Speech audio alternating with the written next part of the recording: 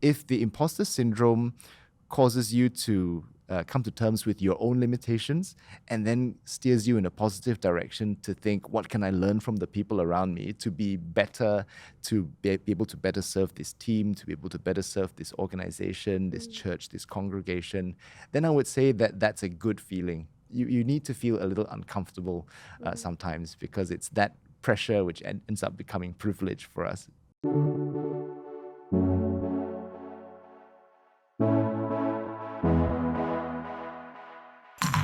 Welcome to On Leadership, a midweek podcast from HTBB. We believe leadership is a posture, not a position, and in the same way postures can be improved, leaders can grow. We want to encourage you to keep going and to equip you with practical ways to grow as a leader. Thanks for tuning in to On Leadership. Hi, I'm Sarah. And I'm Leon. We're a part of the team at HTBB. We're a church in KL, and we are going to be talking about all things leadership. It's really interesting because we come from two different generations. Yep. Gen Z, millennial, young. I almost said old, but maybe hopefully not so old. Not so old. But two different perspectives nonetheless. And the idea is for us to really just have conversations about different aspects of leadership. And so I think over the next few months, we're probably going to be covering one aspect of leadership, and we'll be getting both perspectives. So you'll be asking me some questions and I'll be asking you some questions as well, because one of the things we always talk about is having a posture of learning. So how can we learn from one another, and hopefully how you guys can join us in this journey as well as we learn from one another. We really hope you enjoy this episode.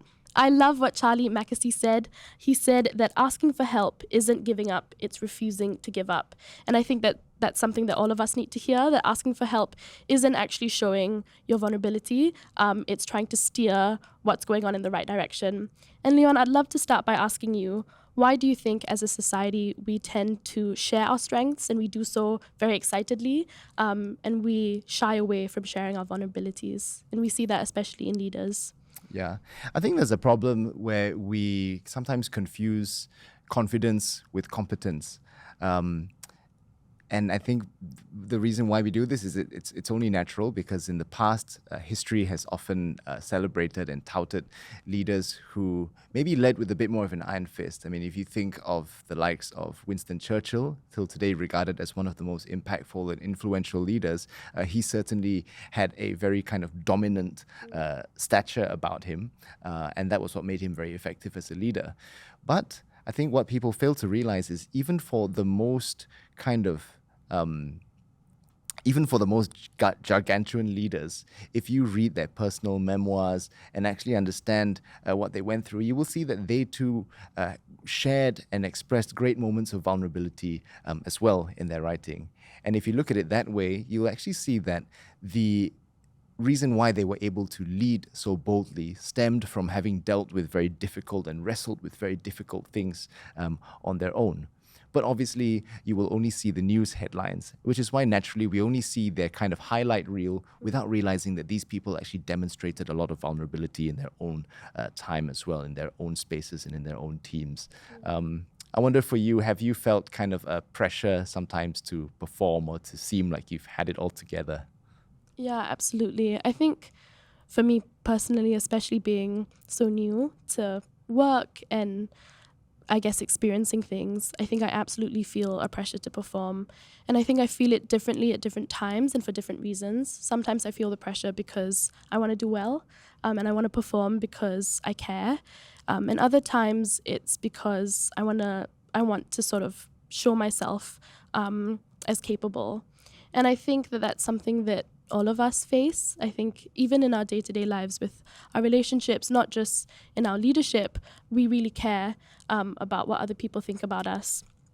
And I think moving forward, I'd love to ask you, I think imposter syndrome is something that a lot of people face. It's something that I myself have sort of had to understand. And is imposter syndrome a bad thing? Or is it a good thing? And I'd love to ask you what your experience with imposter syndrome is, and how have you faced it? Yeah, I think I find myself in many moments of feeling imposter syndrome. I think one of the main, the the biggest example of when I felt imposter syndrome, there was a period in my career where I felt that I was maybe promoted a little too soon to a position of leadership. And I think in that time, I did feel a great sense of imposter syndrome. A lot of it was in my head, but if I'm honest, also a big bulk of it was objective reasons of being slightly underqualified for the role because I was elevated very quickly. And so in that time, it forced me to kind of wrestle with this concept because on the one hand, there was an unhealthy level of it where it was internalized imposter syndrome, which wasn't producing fruit, but just elevating a sense of insecurity within me. But then on the other hand, that feeling of imposter syndrome was also quite healthy for me and quite helpful because that was the thing that helped me to see, wow, there are people in this room who are a lot smarter than me, who are a lot more capable than me. And that was what forced me to think, well, how can I then also learn from them? And so I generally think that imposter syndrome is not as bad of a thing as people make it sound. The caveat is that if the imposter syndrome causes you to come to terms with your own limitations and then steers you in a positive direction to think, what can I learn from the people around me to be better, to be able to better serve this team, to be able to better serve this organization, this church, this congregation, then I would say that that's a good feeling. Like you have to actually have you need to feel a little uncomfortable sometimes because it's that pressure which ends up becoming privilege for us. In that pressure, then we are forced to do things differently. We're forced to learn. Where it's unhealthy is if it only breeds insecurity and you find yourself just constantly questioning yourself, but it doesn't lead to anything productive. It doesn't force you to learn how to be better. Instead, it just causes you to retreat even more. Then I would say that's an unhealthy imposter syndrome. But I think we must not confuse the feeling of recognizing other people's strengths and where you need to improve to the feeling of just a self-indulgent imposter syndrome. So I think that's generally my stance on imposter syndrome. So that was kind of me. But what about you? I'm curious, have you experienced, what were your experiences of imposter syndrome? Yeah, absolutely. I think I definitely struggled with imposter syndrome, especially when I first started getting to do things. Obviously I just recently graduated from school. And so I think obviously being around a lot of adults and a lot of people that are much older than me, not just in their careers, but also in their life stage, I think sometimes it's made me feel like I then need to play catch up or that I need to start running at the same pace as them. And I think I really like what you said about actually not thinking I'm the smartest in the room, but what can I learn from the people in the room around me? And I think that's what I've tried to do more recently, is instead of feeling like I'm the lowest in the room or I'm the youngest in the room, actually what can I learn from all these adults? What can I take from them? And also how can I appreciate them? There's a quote I really like, and I can't remember who it's from, but the absence of someone else's talent is not someone else's talent is not the absence of your own. And I think sometimes it's important to know that, yes, it's great to look at other people and really admire them and not to downplay yourself. And I think what we can do is acknowledge our humanity and acknowledge the fact that we are human and we're not going to do very well all the time, but also that we are human and there are times that we're going to do well. There are times where we're going to be in seasons of mountaintops and we're going to experience really cool things and have amazing opportunities, and it's really good to want to grow in them. And I think that's sort of my experience with imposter syndrome, is sort of knowing, okay, yes, I may feel like I don't belong here, but I'm human and everyone else is human, and so we all belong here. And I think it's also good to remember that actually everyone's living life for the first time, everyone's experiencing things for the first time, and we can all show each other grace. And I think that's sort of been my takeaway from imposter syndrome. I think it would be really great to talk about some practical tools, especially when it comes to situational leadership, because nowadays it's something that's more and more common. We're seeing leaders pass through and go from one organization to another. Even here at HTBB, we often have interns. I myself was an intern. And Leon, it was really cool actually getting to see how you led me as an intern, and also how you led other people in the team that had been here for longer than me. And so I'd like to ask you, how do you shift how you lead someone, not just as a team, but also on a task-to-task basis? Yeah, so there is this sometimes false notion that all of us only have one style of leadership, or that there is only one correct style of leadership. Some people would argue that one needs to be an empowering leader to be effective. Some might argue that you have to be a directive leader. Actually, the real answer is that they're both correct. But what's important is context and timing. There's a time to be directive. There's also a time to be an empowering leader. And so what I subscribe to is this thing called situational leadership by a guy called Ken Blanchard. And what that supposes is that there's a scale of competency. At the start of that scale, phase one, where competence is low, then that is where you are to be a bit more directive in your approach. So this is sort of like, leading by example, actually doing the work. But as you're doing this, being intentional about making sure you're coaching someone else along the way, explaining how you do it, but you're still very much dictating how the thing is supposed to be done. Then at some point, you'll start to see that this person or your team's competency starts to grow a little bit. Now, at this point, you're still kind of quite directive, but you're also starting to involve them in the process as well. You're giving them certain things to do where most of the weightage is still on you, but there's also quite obvious assistance from the other people. And then you get to a point where they're quite competent already at the thing, and perhaps at this time they're starting to take a bit more leadership in the stuff that you're doing, but you're still kind of guiding them, you're hand-holding them, you're with them in the process, you're still there, but they're fronting the project. And then you get to the phase which is called the production phase, where at this point they're better than you at the thing already. And so at this point, then your role as a leader is to be as empowering as possible, to get out of the way. Because at this point, if you are in the weeds with them, then you simply become a roadblock and a hindrance. Because at this point, they're better than you. So you want to let them accelerate that further.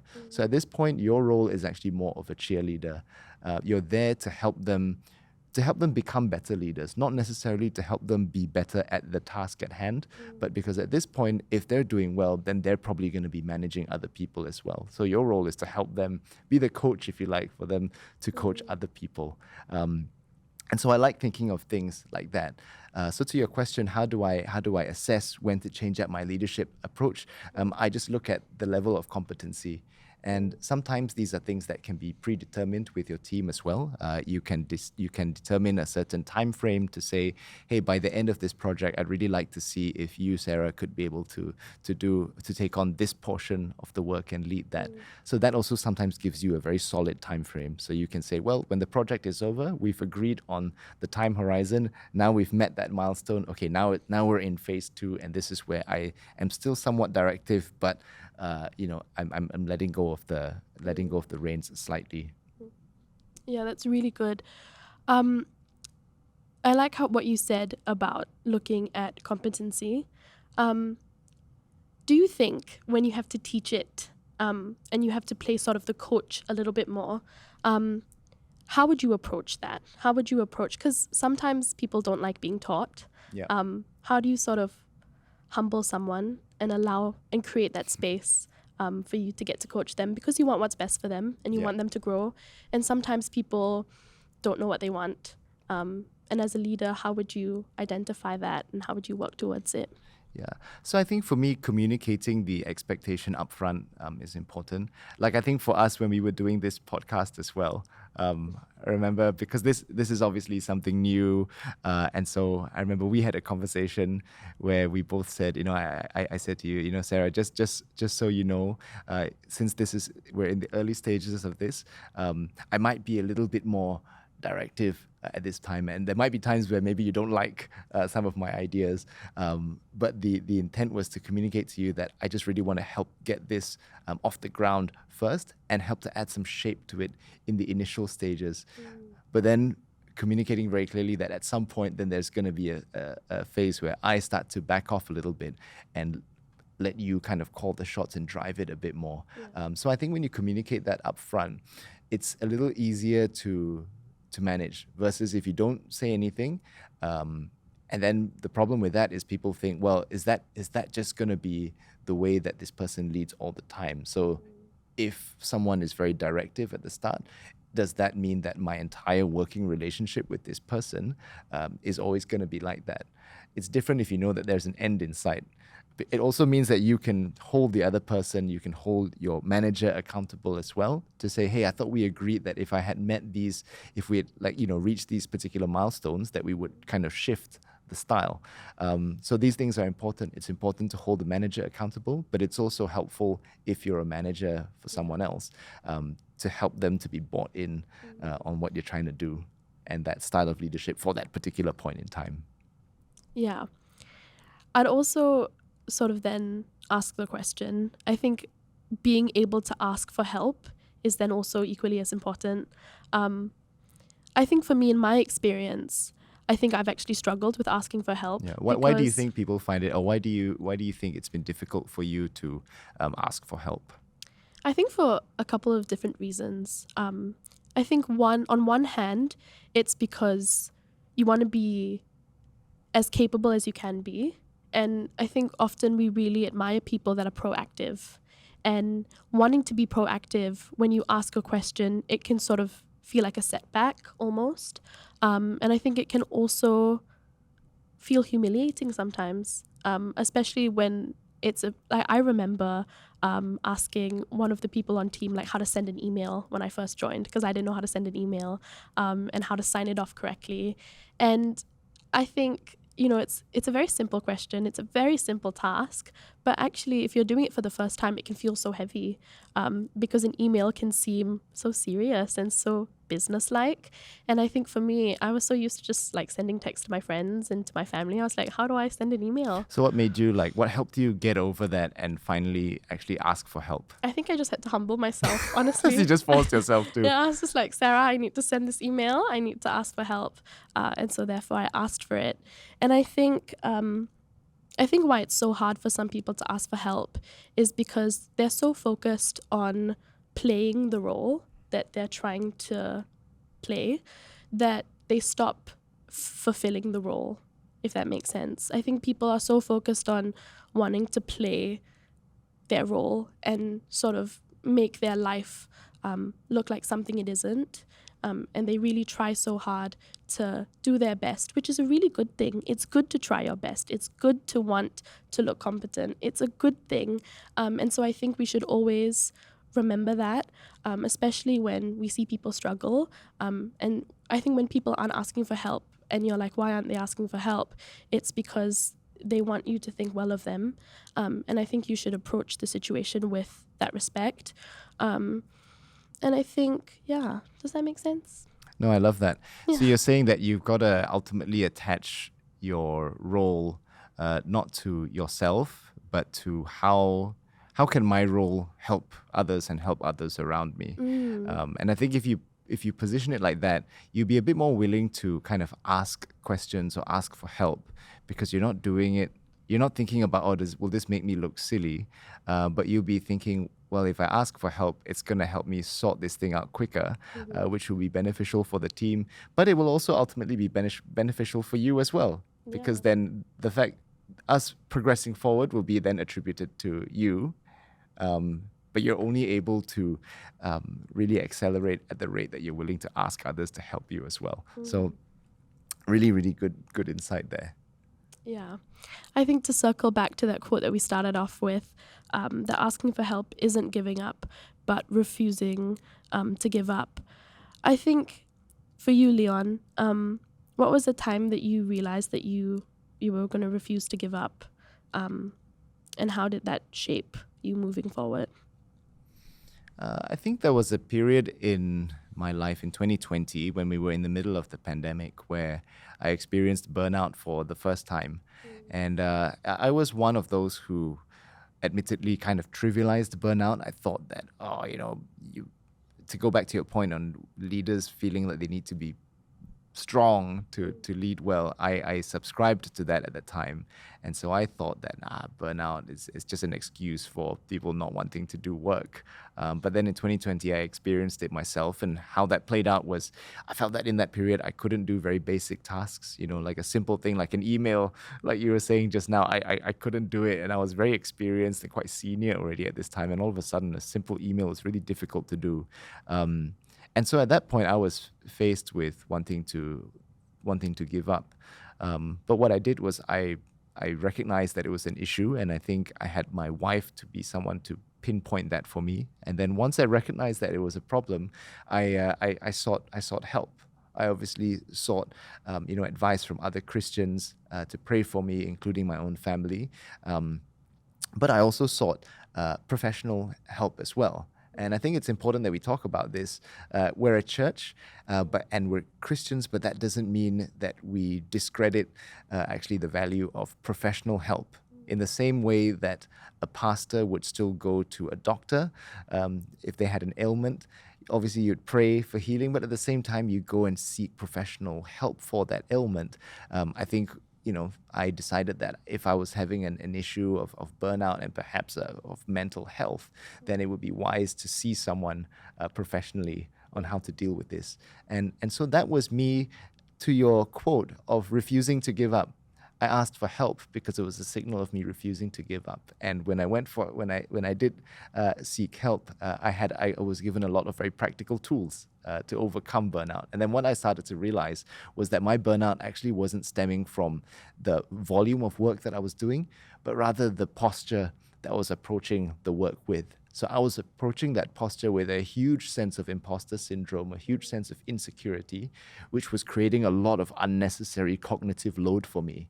But once we were able to dispel all of that, I was able to then just approach the same amount of work, but minus that feeling of burnout, because I wasn't approaching it from a place of insecurity anymore. So a lot of unnecessary mental load was chucked away, and now I could just focus on the task at hand.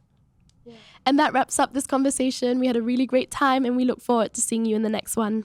Yes, please subscribe to our YouTube and Spotify as well. And as Sarah said, we're going to be doing more and more of these, so one a month, and we'll see you next month. Thanks for listening to On Leadership. We hope you found this episode helpful. If you did, why not share it with a friend or post it on social media? Whatever platform you're listening on, don't forget to like, subscribe, or follow, and turn on your notifications to receive more great content from HTBV.